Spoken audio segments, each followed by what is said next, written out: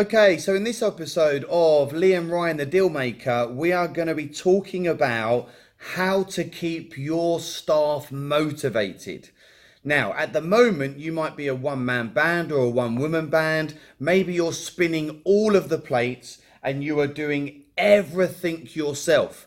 And you're working more hours than you've ever worked, you're earning less money than you've ever made, and you keep going round in circles, and that fire in your belly has gone out and you just feel so frustrated. If that's you, I'm here to tell you, you've got to stop doing everything yourself, and you've got to get yourself into a position where you are using some of your profits to go and find great staff in your business. I believe you are only as good as your team. And the reason why Assets for Life is now turning over millions of pounds in revenue every year, the reason that we've added 12.2 million pounds worth of property to the portfolio in the last 3 years and raised joint venture finance is because I have an amazing team in the office working towards our ultimate vision and mission, keeping in line with our values, doing a fantastic job. Now, finding great staff is a process that you need to go through. And I speak to many business owners and they say, Liam, I tried to get good staff. I hired this woman or I hired this guy and they really let me down. And since then, I'm just deciding I'm not going to hire anyone else. Well, you know what? That is giving up. Not everyone you hire first time round is going to be an amazing superstar. Like, you might have to go through some bad apples before you find some real nice juicy red ones. Like, that's the reality of business. Don't let one experience that you may have had in an interview or hiring someone put you off from finding great people. Because I'm telling you now, there are some amazing, talented people across the world that can really help you grow your business as a deal maker, entrepreneur, business owner, property investor. So I'm now going to share with you 9 things on how to keep your staff motivated. And I've had periods in my life where I've had over 170 staff in 4 countries on an international level. Assets for Life, we've now got a core number of 9 people in the office, or people that work from home and sometimes work in the office. Then of course we've got our entire power team that help us build our multi-million pound property empire. But in terms of your core key staff, here are 9 things that you need to do as a business owner to keep them motivated. Number 1, make sure that you are having monthly reviews with each and every member of your staff. Do this without fail. Now, look, I'm not perfect, and sometimes my monthly reviews might go to 5 or 6 weeks. But where I always do my best to have a monthly review with all of my key members. Now, in the beginning, you might say have 3 or 4 members in your team. You will do all of the monthly reviews. But as your team grows and then you have departments, you wouldn't necessarily do all of the monthly reviews with all of your staff members. And I'll give you an example. We now have a sales and marketing team here at Assets for Life. Nick heads up our sales team, Daisy heads up our marketing team, and they really work really closely together, working hand in hand. But they will have the monthly reviews with the other salespeople or marketing people in the team. I will have a monthly review with, say, Nick and also Daisy. So initially you're going to have monthly reviews with everybody, but as you have departments, you then have monthly reviews with your key people. And you may get to a point in your business, and I've certainly been there before, where your key monthly review is with your managing director. And your managing director is then having meetings with your area directors or your regional directors, and they're having monthly reviews with their local managers, and so on and so forth. Now, point number 2, make sure you use what's called the 4 R's. The 4 R's are the following: rate, recognize, reward, and repeat. So make sure you are rating your staff. Make sure you recognize the good things that they are doing. You also need to recognize improvements in your staff. And then you as a business owner, you need to be able to motivate them to get better at what you want them to do. Make sure you reward your staff and ultimately repeat that process. Point number 3. Make sure you ask the correct types of questions in the review process. So I'm now going to share with you questions that I ask all of my staff when I am having a monthly review. Question number 1. Out of a score of 1 to 10, how do you feel in your current role? So 10 being absolutely amazing, and 0 literally means they probably want to walk out the door and go find another job. But how do they feel in their role? And then what you want to do is you want to track these scores on a month-to-month basis. Question number 2. What are the good things and the bad things that make it that score? So what are the good things and what are the bad things? And then you're going to take notes on those things on how you can make improvements. Question 3. What would need to happen in order for your score to go from, let's say, a 7 to a 9 or 10? So you want them to give you ideas on what needs to happen so they feel a lot better in their role. Question number 4, what feedback do you have for the company? So this is general feedback, what they're observing across the entire platform of the business. And when you ask this question, you need to let them know that they can be completely honest and open with their thinking and their feelings. Like everything goes, like you're not going to jump down their throats. You're not going to judge them for saying how they feel. You want them to be completely honest and open. Now, sometimes you'll get some feedback and you'll think, oh my, you just want to strangle them, right? Or you just want to jump down their face and you think, how dare you think that? But the reality is you've got to let them be honest and open and let that information sit with you. Question number 5 is, what feedback do you have for Jay or I? This is a question that I ask because Jay's my business partner. Of course, I'm one of the co-founders of Assets for Life. Do you have any personal feedback for me or Jay?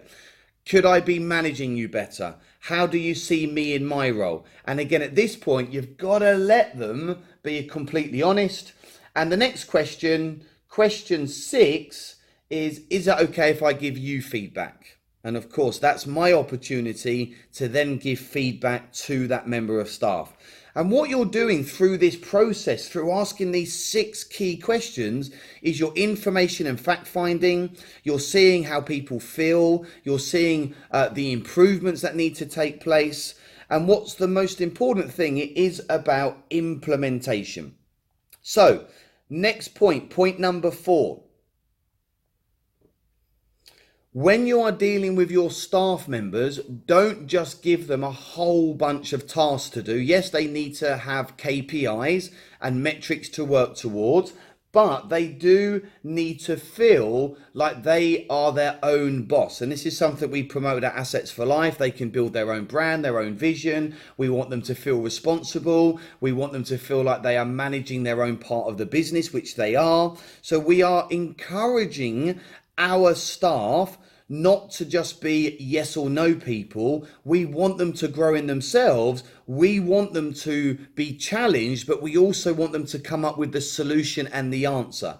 If you continually, as a business owner, give your team all of the answers, there comes a point where you are the whole company and they are like puppets or robots. That's not what you want. Point number 5. Make sure your staff fully understand their highest key result areas. And typically you don't want a member of staff to have any more than 3 to 5 key result areas. You know, where are they most productive in the business? Where do they need to be spending most of their time? So for example, Seb Brantigan, who's my marketing manager, you know, one of his highest key result areas is creating content. For example, our blogs or some of our social media posts. Point number 6 on how to keep your staff nice and motivated is to make sure that you listen to them. So make sure you listen to them and make sure you treat them with respect and with integrity. Now, I know some bosses out there or some companies, all of a sudden, the owner of the company doesn't even have time to put on a smile or go shake someone's hand. So make sure that when you start your day, go and say hello to the people in your team, shake their hand, ask them what they did at the weekend, see where they're at, where they're going, see what gets them motivated. And if they need to speak to you, make sure that you listen to them and you look them in the eye and you give them the time of day that they need. Point number 7, here we go. Implement the changes. If your staff are telling you things in the business that need to happen to make it a more fun environment, to bring in better systems, processes, procedures, to bring in a different type of energy to the business, and then you decide not to implement anything. Now, I'm not saying you need to implement everything that staff members tell you, because, ultimately you are the boss, you are the entrepreneur, you are the deal maker. But if your staff tell you this stuff over and over and over again, and then you don't implement changes, they're going to get fed up and they're going to feel like they're speaking to a brick wall. Point number 8, make sure that you've got the right type of communication channels within the business, within the staff members. So we use something called teamwork projects, and you've got what's called teamwork chats. So we have different channels set up for different areas of the business within different people. So they know that everyone is easily accessible. And they also know that if they need to reach me, they know exactly how to reach me. And they also know that I'm going to get back to them in a timely fashion. So make sure that communication channels are open. You can also do this through a weekly team meeting. So we don't do this every week at Assets for Life, but we at least try and do it 2 or 3 times a month, where we will have a team meeting in the office, all departments. It will typically last no longer than 2 hours, because any longer than that and it's not productive and you're taking people away from their highest key result areas. But we will listen to the staff, we will talk about where we are now, where we're going, things that are going right, things that are going wrong, things that we need to improve.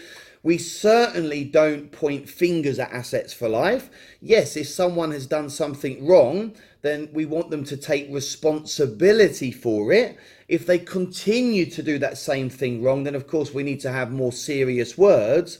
But we don't run the business here like I'm the boss, you're the employee, like just get on with it. Communication is really, really, really important. And the last thing, which is super important, point number 9, is making sure you're paying your staff well.